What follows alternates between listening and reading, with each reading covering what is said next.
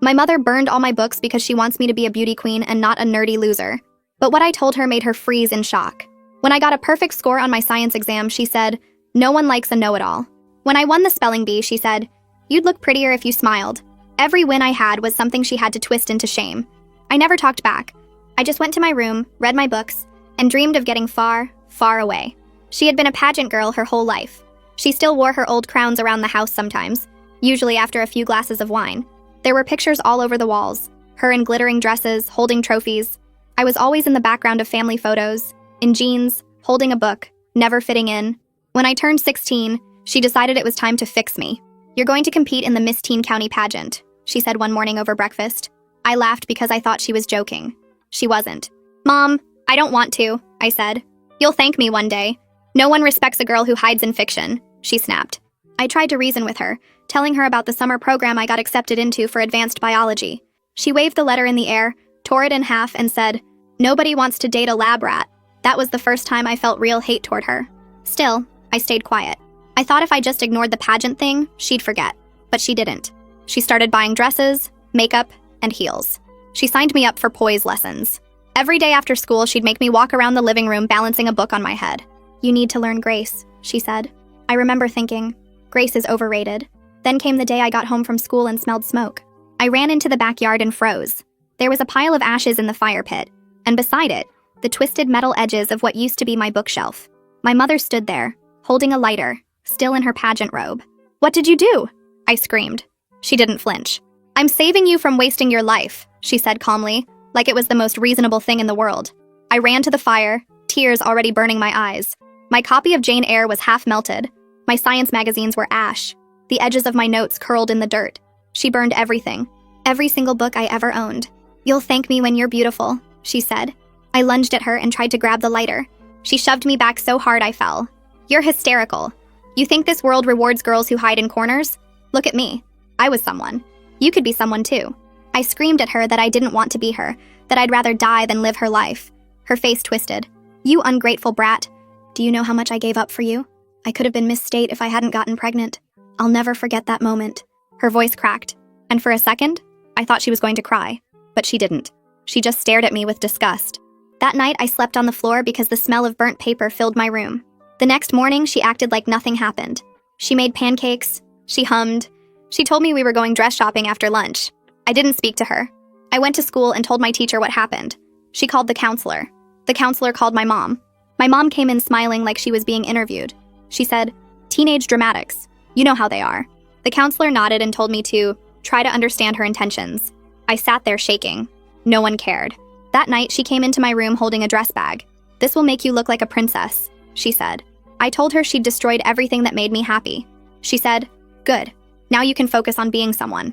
I said nothing. I waited until she left, then took the bag and stuffed it in the trash. The next morning, she found it. She dragged me out of bed, grabbed the scissors, and cut my hair in chunks while screaming, "Ungrateful little witch." My scalp burned from her pulling so hard. I didn't cry. I just stared at her. That seemed to scare her more than anything. "You'll regret this one day," she said. "You'll see I was right." I didn't say anything until she turned to leave. Then I whispered, "I hope one day you wake up and realize that all your beauty rotted away a long time ago. I hope every time you look in the mirror, you see what you did to me." She froze in the doorway. She stood there for maybe 10 seconds, her hand gripping the doorframe so tight her knuckles turned white. Her mouth opened like she wanted to say something, then closed again. She tried a second time and nothing came out except this weird choking sound. Then she turned and walked down the hall to her bedroom and shut the door hard enough that the pictures on the wall rattled. I sat down on my bed and touched the chunks of hair hanging around my face. Some pieces were maybe 2 inches long, others almost down to my shoulders where she'd missed or gotten tired. My scalp still burned from where she'd yanked while cutting. But the weird thing was, I felt calm. Like really calm for the first time in weeks. The house went completely silent. No TV sounds, no footsteps, no humming from the kitchen. I could hear the clock ticking in the hallway and a dog barking 3 houses down. I realized I wasn't scared anymore about what would happen next. The worst thing I could imagine had already happened, and I was still here, still breathing, still me. I didn't go to the school the next day. I couldn't face people seeing what she'd done to my hair. I texted my friend Sophia that I was sick and turned my phone off. My mother didn't come out of her room at all. I made myself cereal around 8 and ate it standing at the counter. Around noon, I heard crying through her bedroom door. These loud, gulping sobs that went on for maybe 20 minutes. I stood in the hallway listening and didn't feel anything except tired. I didn't knock or ask if she was okay. I just went back to my room and tried to read but couldn't focus on the words.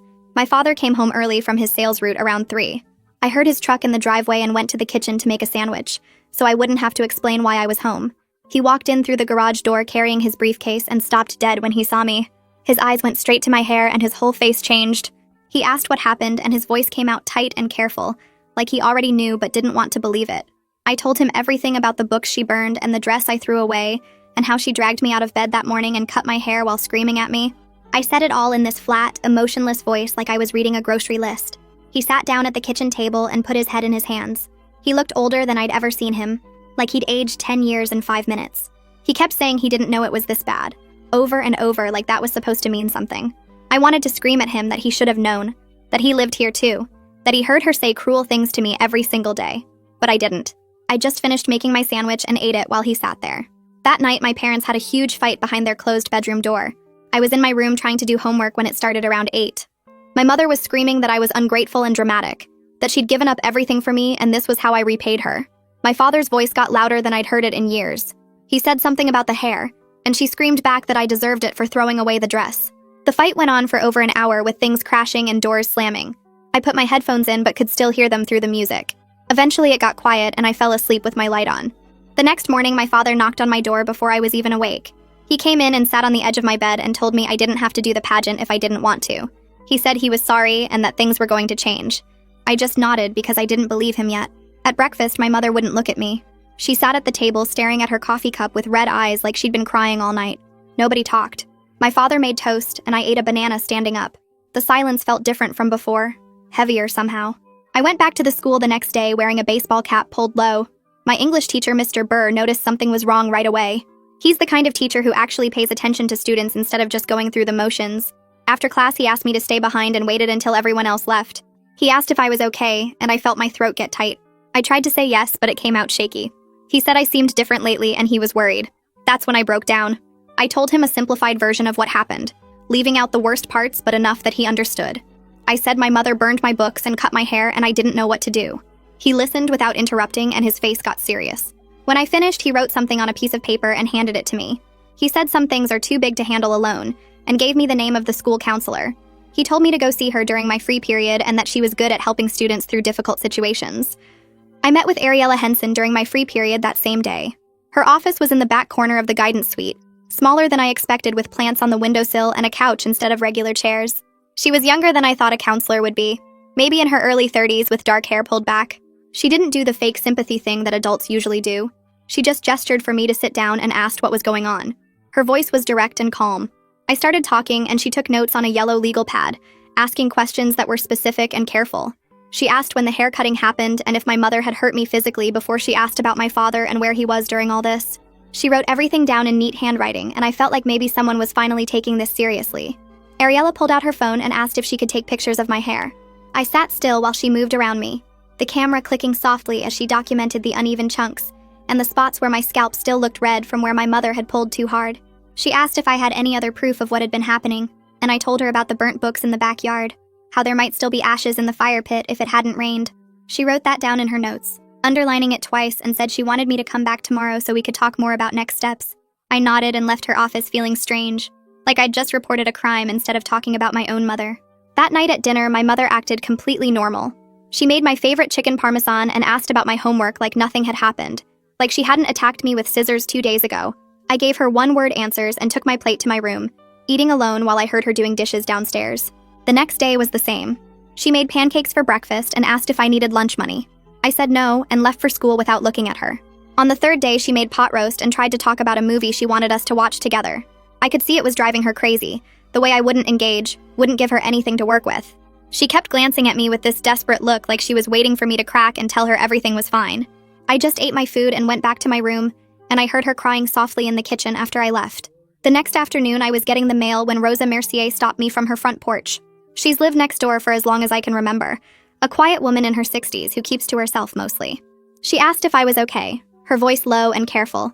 She said she'd heard yelling a few days ago and saw smoke coming from our backyard, and she'd been worried about me ever since I tried to say I was fine.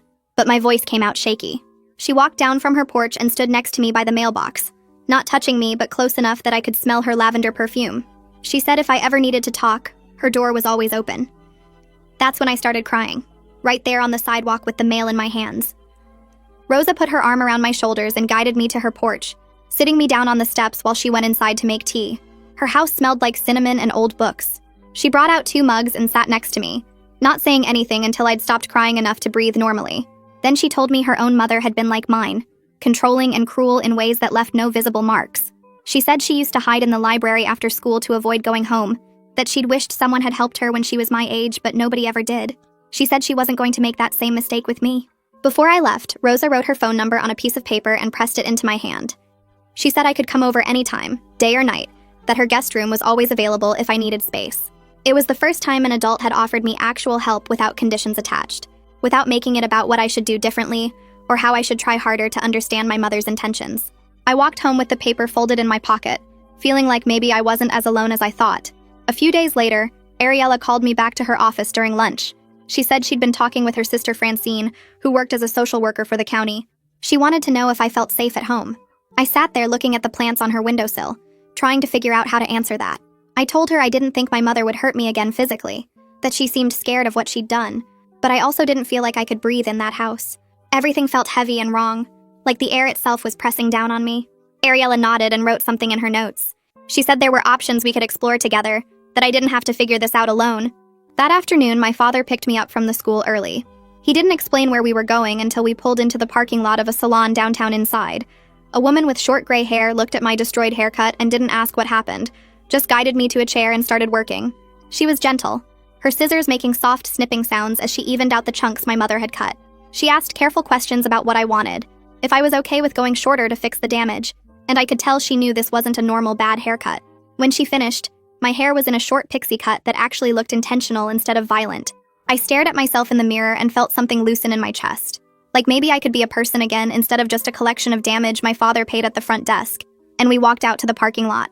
He stopped by the car and turned to face me, his hands shoved in his pockets. He said he was sorry, that he should have protected me better, that he'd been too afraid of conflict to see how bad things had gotten. His voice cracked on the last part, and he looked away, blinking hard. When we got home, my mother was in the kitchen making dinner.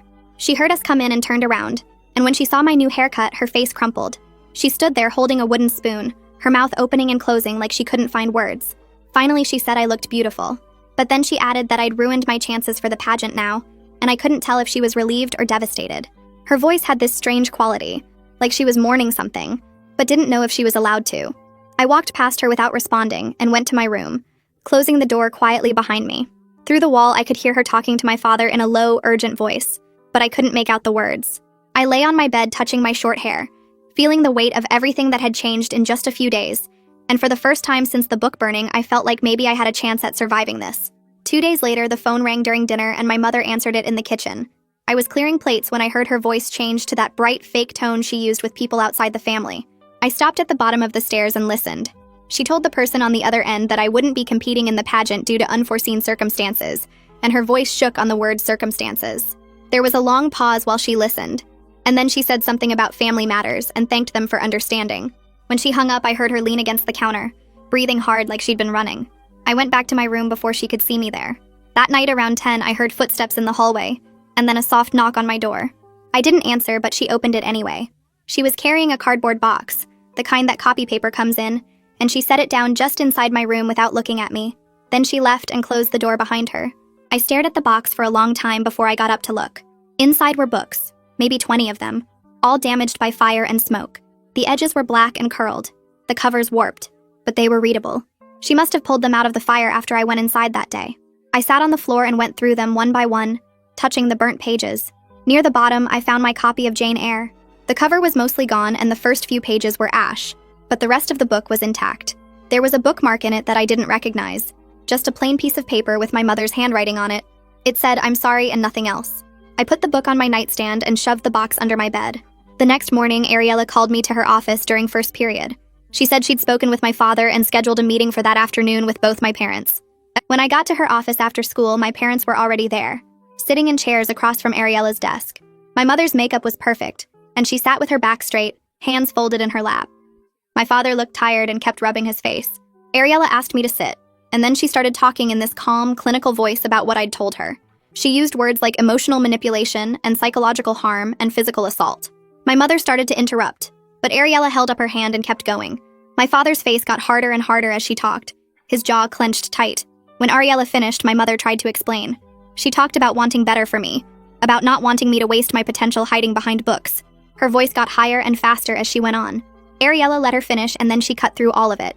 She said what my mother had done was controlling behavior and emotional abuse, and the hair cutting was assault. She said it plain and simple.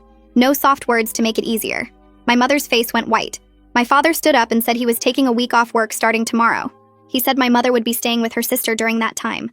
My mother turned to stare at him with her mouth open. She looked shocked and betrayed, like she couldn't believe he was taking my side. But she didn't argue, just nodded once and looked down at her hands. That week with just my father in the house felt strange and quiet. He didn't really know what to do with me. He'd leave for the grocery store and come back with things he thought I might like, random snacks and magazines about science. He asked careful questions about my classes and what I wanted to study in college. One night he made spaghetti and we ate at the kitchen table instead of in front of the TV like we usually did. He told me he'd been putting money aside in an account for my college that my mother didn't know about. He said he always knew I was smart and he wanted to make sure I could go wherever I got accepted. I just sat there holding my fork, not sure what to say. On Thursday, Francine came to the house. She was Ariella's sister, but she looked nothing like her. She was older, with gray hair pulled back in a bun, and she wore a suit that looked too formal for our living room. She talked to my father first while I waited in my room, and then she came upstairs alone. She sat in my desk chair and asked me questions about how I felt at home, what I wanted to happen next. She didn't rush me or act like my answers were wrong. When I told her I didn't want to press charges or go into foster care, she just nodded and wrote notes. I said I needed my mother to get help, and I needed space to figure out who I am without her voice in my head. Francine looked at me for a long moment and then said that sounded very reasonable. She asked if I felt safe with my father, and I said yes. She asked if I thought my mother would hurt me again, and I said I didn't know, but I didn't think so. She wrote everything down in her notebook and told me she'd be checking in regularly to make sure things stayed okay. When my mother came back the following Sunday, my father sat us both down at the kitchen table and laid out the new rules in a voice that didn't leave room for argument. My mother would start seeing a therapist twice a week starting that Wednesday. I got a lock installed on my bedroom door that same afternoon, and my father handed me the only 2 keys. Family counseling was mandatory every Thursday at 5, and if my mother missed a single session, she'd have to move out again. My mother sat with her hands folded, nodding at everything, but I could see her jaw working like she was chewing on words she couldn't say. That first week back felt like walking on glass. Everyone careful and quiet. My mother making dinner and asking about homework in this overly polite voice that made my skin crawl. Thursday came and we drove to the therapist's office in silence, my father's hands tight on the steering wheel. The waiting room had those generic landscape paintings and magazines nobody ever reads, and we sat in a row not looking at each other until a woman called us back. The therapist's name was Dr. Adams, and she had gray hair and glasses, and a way of looking at you that made you feel like she could see through every lie you'd ever told. The first session was worse than I expected. Dr. Adams asked questions in this calm, steady voice while my mother cried through most of it, tissues piling up in her lap. She asked about the book burning and the hair cutting, and my mother kept saying she just wanted me to reach my potential, to not waste my life. Dr. Adams wrote things down in her notebook and asked my father why he'd let it go on so long, and he rubbed his face and said he thought it was normal mother-daughter conflict until it wasn't. I sat there feeling numb and disconnected, like I was watching it happen to someone else. The session went on for an hour, and when it ended, we drove home in the same heavy silence, nobody knowing what to say. The next week, Dr. Adams focused on my mother's past, asking about her own childhood and her pageant days. My mother talked about winning crowns and feeling beautiful and important, and then she admitted she got pregnant with me at 19. She'd been training for Miss State, had a real shot at winning, but then the test came back positive and everything stopped. Dr. Adams asked if she'd been blaming me for that all these years, and my mother opened her mouth but nothing came out. Just this awful silence that answered the question better than words could have. I felt something crack open in my chest, this understanding that my mother had been punishing me my whole life for existing.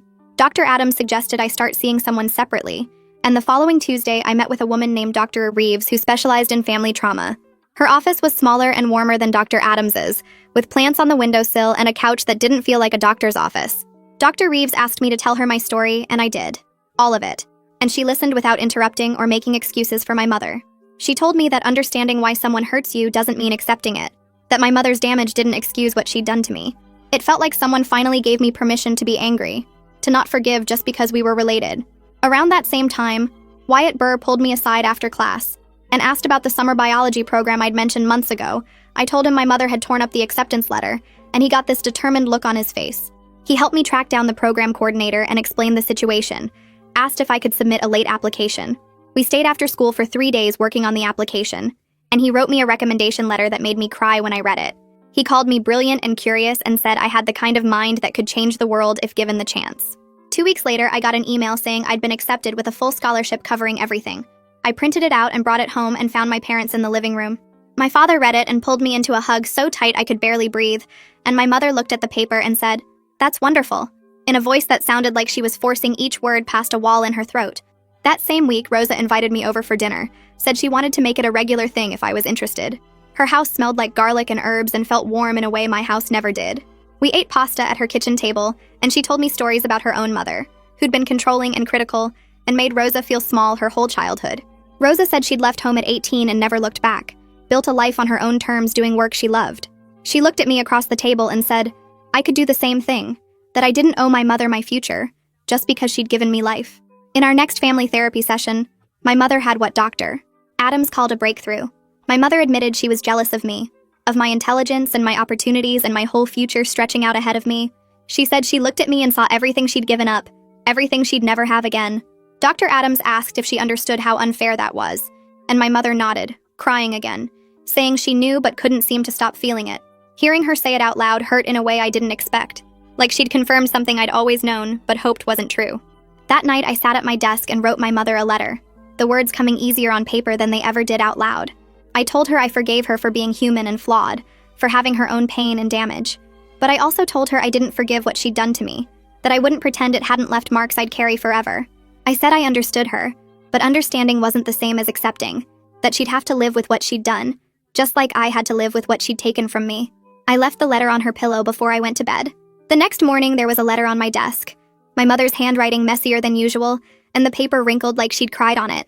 She wrote that she knew she couldn't undo what she'd done, couldn't give me back the books or the hair or the years of feeling small. She said she understood if I never wanted a real relationship with her, that she'd accept whatever I decided to give her or not give her. She signed it just Mom, no love or apologies, just her name at the bottom of the page. Spring came slowly that year, the winter dragging on until March when the weather finally warmed up enough for me to eat lunch outside, with friends I'd stopped talking to during the worst months. I sat with them at the picnic tables near the library, and they didn't ask too many questions about what had happened, just welcomed me back like I'd never left. We talked about normal things like homework and weekend plans and which colleges we were applying to. I told them about the summer biology program, and they seemed genuinely excited for me, asking what kind of research I'd be doing. Life felt almost normal except for the careful distance between my mother and me at home. We moved around each other like roommates who'd had a fight, polite but not warm, functional but not close. She made dinner and I helped clean up, and we talked about school and the weather and nothing that mattered. In late April, my mother knocked on my bedroom door while I was studying for finals. She asked if she could come to my school's academic awards ceremony, where I was getting recognition for my science grades. I stared at my textbook for a long moment before answering. Part of me wanted to say no, wanted to keep this thing separate from her, but another part remembered the letter she'd written, and the therapy sessions where she actually seemed to be trying. I said yes, but told her I didn't want her making a big deal out of it. She nodded and said she'd just sit quietly in the audience. The ceremony was in the school auditorium on a Thursday evening. I sat with the other honor students in the front rows while my father and mother found seats in the middle section. When they called my name for the Science Achievement Award, I walked up on stage and shook the principal's hand and accepted the certificate. I looked out at the audience and saw my father grinning and clapping hard, and my mother sitting next to him with her hands folded in her lap, smiling but not making any big gestures or standing up like some of the other parents. She just sat there and watched me, and somehow that felt like enough. After the ceremony ended, people milled around in the lobby taking photos and congratulating each other. My father hugged me and said he was so proud, and I saw my mother standing a few feet away waiting her turn. When my father stepped back, she moved closer and looked at me with an expression I couldn't quite read. She told me she was proud of me and that she'd been wrong about everything. She didn't reach out to hug me or ask if I forgave her, just stated it like a fact she needed me to know. I said thank you because I didn't know what else to say, and she nodded and turned away to let other people congratulate me. 2 weeks later, school ended, and I packed my bags for the summer biology program. My father drove me to the university campus 3 hours away where the program was being held. The dorms were old but clean, and my roommate was a girl from another state who loved genetics as much as I loved cellular biology. We stayed up late that first night talking about our favorite science topics, and I felt something loosen in my chest that had been tight for months. The program was everything I'd hoped for. The work was challenging in the best way. with lab experiments that actually mattered and teachers who treated us like real scientists instead of just kids. The other students were all like me, people who got excited about research papers and spent their free time reading science journals. I called my father every few days and told him about the experiments I was running and the lectures I was attending. He sounded genuinely happy for me, asking questions and remembering details from previous calls. 3 weeks into the program, a package arrived at the dorm with my name on it. I opened it in my room and found 6 books inside, all new copies of ones my mother had burned. There was Jane Eyre and my favorite biology textbook and the novel about Marie Curie I'd been reading when everything fell apart. No note came with the books, but I recognized my mother's handwriting on the shipping label. I sat on my bed holding Jane Eyre and felt something complicated twist in my stomach. It wasn't forgiveness exactly, but it was recognition that she was trying in the only way she knew how. In late August, right before I had to go back for senior year, we had a family therapy session. My mother talked about her own mother, who'd been critical and controlling and made her feel like nothing she did was ever good enough. She described growing up in a house where love came with conditions and approval had to be earned through performance. I listened and started to see the pattern of damage passing down through generations, mother to daughter to me. It didn't erase what she'd done to me or make it okay, but it helped me understand that hurt people, that she'd been acting out her own pain on me because she didn't know any other way. I waited until she finished talking. Then I looked at her across the therapist's office and said, I needed her to accept that I was never going to be the daughter she'd imagined. I told her, if she couldn't do that, we couldn't have a real relationship, that I wouldn't spend my life trying to become someone I wasn't just to make her happy. She sat very still for a moment, then nodded and said she was trying, that it was hard to let go of the dreams she'd had, but she was working on it. The therapist asked my father if he had anything to add. My father shifted in his chair and admitted that he'd enabled my mother's behavior by staying silent and avoiding conflict. He said he'd known things were bad, but hadn't wanted to face how bad, hadn't wanted to deal with the hard conversations and the tension that would come from standing up to her. He apologized to both of us for not being stronger when it mattered, for choosing his own comfort over protecting me. My mother looked surprised, like she hadn't expected him to take responsibility, and I felt a strange mix of anger and relief that he'd finally said it out loud. Senior year started in September, and I threw myself into college applications. I spent hours researching schools with strong science programs, focusing on ones far enough away to give me real independence. I made lists of universities in other states, places 8 or 10 hours from home where I could build a life completely separate from my mother's influence. I filled out applications at the kitchen table, and my mother would walk past sometimes, glancing at the school names on my laptop screen, but she never commented or tried to talk me out of applying to distant places. She just kept walking, and I took that as progress. In November, I got an email saying I'd been accepted early decision to a university 8 hours away. They were offering me a generous financial aid package that would cover almost everything. I printed out the acceptance letter and brought it downstairs where my parents were watching television. My father read it and jumped up to hug me, saying it was a great school and he was so proud. My mother took the letter from him and read it carefully, then looked up at me and said it was a great school, and I could tell she meant it, even though saying it clearly hurt her. She handed the letter back and told me congratulations, and for the first time in a long time, I believed she actually wanted me to be happy, even if my happiness meant leaving her behind. A week before I had to leave for college, my mother knocked on my bedroom door and asked if we could have lunch together, just the two of us. I said okay because I figured I owed her that much after everything, and we drove to this small Italian place she used to take me to when I was little. The restaurant hadn't changed at all. Same red checkered tablecloths and the smell of garlic bread filling the air. We sat in a booth by the window and ordered pasta, and for the first few minutes neither of us said much beyond basic stuff about the food. Then my mother put down her fork and started talking about being 19 and finding out she was pregnant with me. She told me she'd been training for Miss State, practicing her talent routine 4 hours a day, working with a vocal coach twice a week.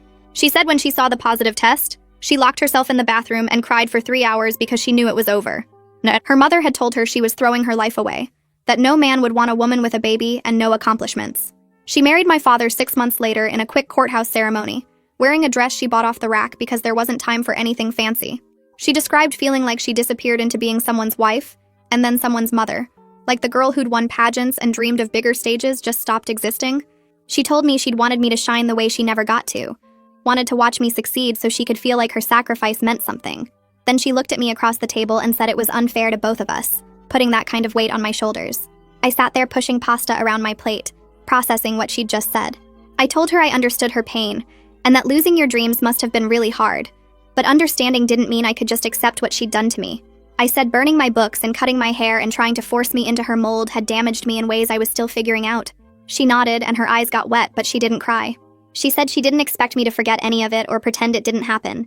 She just hoped that maybe someday, after I'd had time and space to become whoever I was going to be, I might want her in my life in some small way. I told her maybe. And And that was the most honest answer I could give her right then. The next week, Rosa threw me a going-away party in her backyard with neighbors and some friends from the school. She'd hung string lights and set up tables with food, and people kept coming up to congratulate me on getting into such a good school. My mother showed up halfway through wearing a simple dress, not one of her pageant outfits, and she stayed near the back of the yard talking quietly with other parents. I watched her a few times and noticed she wasn't trying to make it about her or take over conversations. She just stood there holding a plastic cup of lemonade, smiling when people talked to her, and when someone asked about my college plans, she said I was going to do amazing things. Rosa came up beside me at one point and squeezed my shoulder, telling me my mother was really trying. I said I knew, but trying didn't erase the past, and Rosa nodded and said that was fair. The party went until dark, and when people started leaving, my mother came over to say goodbye. She hugged me briefly and told me to have fun at the school, then left without lingering or making a scene. The night before I was supposed to leave, I was packing my last boxes when my mother knocked on my door. She came in carrying a cardboard box that looked heavy and set it on my bed. Inside were all her old pageant crowns, maybe 15 of them, each one wrapped in tissue paper. There was a note on top in her handwriting that said she was donating them to a local theater program and moving forward instead of living in the past. I picked up one of the crowns and remembered seeing her wear it around the house when I was younger. How it had seemed so important to her, I asked her if she was sure about giving them away, and she said yes, that holding on to them hadn't made her happy. It had just kept her stuck. She told me she wanted me to know she was serious about changing, that she understood she couldn't keep defining herself by things that happened 20 years ago. I put the crown back in the box and thanked her, and she left without asking for anything in return. The morning I left for college, my father loaded my stuff into his car while my mother stayed in the house. We'd all agreed it was better if she didn't come on the drive, that it would be too hard for everyone. She came out to the driveway when we were ready to go and hugged me tight, her arms shaking a little. She whispered that she loved me, and I said I know, because I did know, even though her love had been twisted up with her own damage and had hurt me badly. She let go and stepped back, watching as I got in the passenger seat. My father started the engine, and I looked at her standing there in the driveway, smaller somehow than she used to seem, and I felt something complicated that wasn't quite forgiveness but wasn't hate either. College was everything I'd hoped it would be. I had a small dorm room with a roommate who was studying engineering, and my classes were actually challenging in ways that made me excited to learn. People in my biology lectures wanted to talk about science and research, not about how I looked or whether I was too serious. I joined a study group and started working in a lab with a professor who was doing genetics research. I called my father every Sunday, and we'd talk for an hour about my classes and his work and normal family stuff. I called my mother maybe once every 2 weeks, keeping the conversation short and focused on surface things like the weather and what I was eating. She never pushed for more, and I appreciated that. My mother kept going to therapy throughout my first semester and started sending me texts every few days. They were short messages asking how my exams went, or saying she'd read an article about something related to my major. She remembered details I'd mentioned in our brief phone calls, like the names of my professors or which classes I liked best. It felt like genuine effort, like she was actually listening instead of just waiting for her turn to talk. I didn't always respond right away, but I did respond, and slowly it started feeling less forced. When winter break came and I went home, the house looked different the moment I walked in. My mother had taken down most of the pageant photos from the walls and replaced them with family pictures that actually included me looking happy. There was one from my 8th grade science fair where I was holding my project board and grinning, another from a camping trip we'd taken when I was 12. The living room felt lighter somehow without all those images of her in evening gowns and crowns. My mother had also gained some weight and cut her hair shorter, and she looked more comfortable in her own skin than I'd seen her in years. She was wearing jeans and a sweater instead of the tight clothes she used to favor, and when she smiled at me, it reached her eyes. A few days into break, my mother asked if I wanted to get coffee with her at the place downtown. We sat in a corner booth and she told me about her therapy sessions, how her therapist had helped her see the patterns of seeking validation through appearance and achievement. She said she'd started volunteering at a literacy program at the library, working with elementary school kids who were struggling with reading. She talked about this one boy who'd finally sounded out a whole sentence by himself, and how proud she'd felt watching him succeed. She seemed genuinely happy about it, not like she was doing it to prove something to me or anyone else. I asked her questions about the program, and she answered them with real excitement, describing the different kids she worked with and the progress they were making. Sitting there watching her talk about helping these children learn to read, I realized my mother was becoming someone I didn't entirely know, someone who existed beyond her past beauty and failed dreams. It was strange and uncomfortable, but also kind of hopeful in a way I hadn't expected. When I got back to the school in January, something felt different about the distance between us. I called my mother on a Tuesday night after my genetics lecture, and we talked for almost an hour about my classes and her volunteer work at the library. She remembered the names of my professors and asked how my research project was going. The conversation felt easier than it used to, like we weren't both waiting for the other person to say something hurtful. I started looking forward to her calls instead of dreading them. We talked about surface stuff mostly, like the weather and what I was eating in the dining hall, but there was less tension underneath it all. She told me about the kids she was working with, and I told her about my lab assignments. Neither of us brought up the past or tried to fix everything at once. By March, I had to declare my major, and I chose biology with a focus on genetics. I called my mother to tell her and expected the usual dismissive response. Instead, she asked me what kind of research I wanted to do and whether I was interested in medical applications or pure science. I was so surprised I almost dropped the phone. She said she'd been reading articles online about CRISPR and gene therapy because she wanted to understand what I was studying. That touched me more than I wanted to admit. She'd actually made an effort to learn about my world instead of just tolerating it. We talked for 2 hours that night about my classes and career options, and she asked smart questions that showed she'd really been reading those articles. When finals week came in May, I was exhausted but also proud of what I'd built. I had a 3.8 GPA and a position in a research lab for the summer. I had friends who actually liked me for who I was instead of trying to change me. I had a relationship with my mother that was still complicated and probably always would be. But we were both trying to be better than our worst moments. That felt like enough for now. She would never be the mother I wished I'd had, and I would never be the daughter she'd wanted. But maybe we could figure out how to be the people we actually were to each other. I packed up my dorm room at the end of May, and my father came to pick me up. My mother had sent me a care package with new lab notebooks and a book about women in science. There was a card inside that just said she was proud of me. I put it in my backpack and decided that was a good place to start.